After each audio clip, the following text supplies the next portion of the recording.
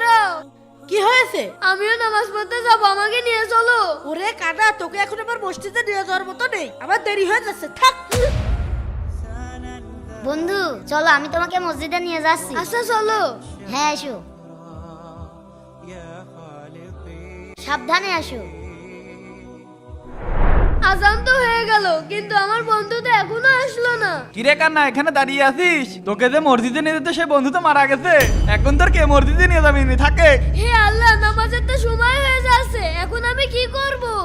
বন্ধু তো এসেছে। হ্যাঁ চলো আমরা নামাজ পড়ে আসি। আচ্ছা ঠিক আছে চলো।